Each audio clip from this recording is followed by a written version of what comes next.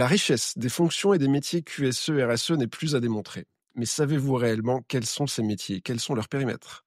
Comment ces fonctions sont-elles appliquées concrètement dans l'entreprise? Je suis Benoît Krigel et à travers ces podcasts, je vous propose des témoignages d'experts afin de vous aider à saisir les caractéristiques et les enjeux de leurs fonctions. Écoutez vos pairs présenter avec enthousiasme leurs attributions et partez à la découverte des métiers QSE et RSE. Bonjour Lindsay, je suis très heureux de t'accueillir aujourd'hui. Peux-tu s'il te plaît rapidement te présenter? Bonjour Benoît, merci pour cet accueil. Donc moi c'est Lindsay Robillard, j'ai 27 ans et je suis responsable qualité dans l'industrie automobile. Ah, l'automobile. J'y ai passé quelques années. Est-ce que tu peux nous expliquer comment se passe une résolution de problème en production de manière spécifique dans l'industrie automobile? Alors en production, lorsqu'il y a une résolution de problème, c'est qu'il y a déjà un problème. Donc lorsque l'opérateur, parce qu'en général les problèmes sont détectés directement par nos opérateurs qui sont autonomes et garants de leur qualité, ils vont arrêter leur ligne, prévenir à la fois leur chef d'équipe et le service qualité. On va bloquer la production, s'assurer qu'il n'y a pas d'autres pièces impactées, donc bloquer plus de lot si c'est nécessaire. Une fois que ça c'est fait, on va commencer en fait à identifier le vrai problème. Donc pour faire ça, en fait, on va utiliser des outils qu'on appelle le QOQ-CCP, qui permet en fait de vraiment cerner le problème de A à Z.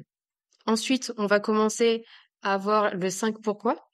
Pourquoi c'est arrivé, que ce soit aussi bien sur l'occurrence que la détection, donc pourquoi on a créé le défaut et pourquoi on ne l'a pas détecté. Donc en fait, toute cette méthode-là, elle se fait en équipe pluridisciplinaire. Ça veut dire qu'on va impliquer toutes les personnes, que ce soit la production, donc les personnes qui ont détecté le problème, les personnes qui ont éventuellement créé ce problème, les chefs d'équipe, tout comme on va en fait mettre également dans la boucle les méthodes, éventuellement la maintenance, pourquoi pas un service outillage, logistique. En fait, tout va dépendre du problème, mais on est toujours en équipe pluridisciplinaire. Ce qui nous permet de toujours avoir toutes les potentielles causes racines, qu'on peut également créer grâce à un Ishikawa, qui permet de tout détecter, en fait, de tout mettre en avant. Et donc, de là, de pouvoir découler toute notre analyse avec ce qu'on appelle, nous, un 8D, pour avoir vraiment les actions concrètes derrière à mettre en place. Et le fait d'inculquer en fait ça avec tout le monde et donc une équipe pluridisciplinaire, c'est que derrière, lorsque les actions sont mises en place, tout le monde les respecte. Parce que ce sont des actions qui sont définies par tout le monde et on est sûr que ça n'impacte pas pour autant le travail. Ça, au contraire, ça l'améliore. Comment sont formées ces différentes personnes et aussi les opérateurs de production, et justement pour qu'on parvienne à leur inculquer cette culture qualité? Pour former en fait ces différentes personnes, on prend énormément de temps. Aussi bien le service qualité que les chefs d'équipe. C'est vraiment, la qualité, c'est l'histoire de tous.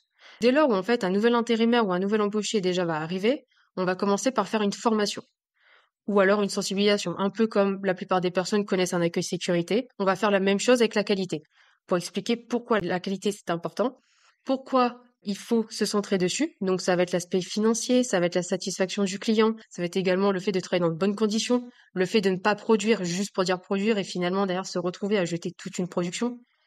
Et donc, avec toutes ces formations-là, en fait, on va commencer à inculquer une certaine culture. L'opérateur va se sentir concerné, impliqué. On va également les sensibiliser grâce à de l'affichage, à de la communication.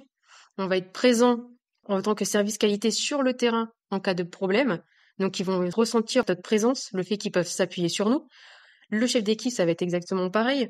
Dès lors où il va faire des points de communication avec son équipe, il va forcément parler également de la qualité, de la performance de ses équipes. Alors, on sait aussi bien dire à un opérateur, attention, tu as mal fait, dans l'objectif de comprendre pourquoi il a mal fait, parce que tout problème a une solution, mais également pour dire aux opérateurs, en fait, vous avez bien fait, et mettre en avant le côté du vous faites bien. Plus on va mettre en avant ce côté-là, plus les opérateurs, plus l'ensemble du personnel va se sentir concerné. Et c'est justement, en fait, grâce à la mobilisation de l'ensemble du personnel autour de la qualité qu'on arrive à inculquer une culture dès l'entrée des nouveaux arrivants. Terminé, est-ce que tu peux me dire ce que toi tu préfères? Qu'est-ce qui t'anime le plus dans tes activités en qualité au quotidien? Alors moi, ce qui m'anime le plus en qualité, c'est le fait que aucune journée ne se ressemble. Tout est différent chaque jour. On peut rien prévoir. On a toujours un imprévu qui fait que tout est chamboulé. Donc on doit continuellement être flexible, justement réussir à s'adapter. Et l'avantage de l'automobile, c'est qu'on vit sous pression continuelle. C'est ça qui m'anime le plus en fait, la pression de l'automobile. Écoute, je te remercie pour ta participation Merci à toi. et je vous dis à bientôt pour un nouvel épisode du podcast.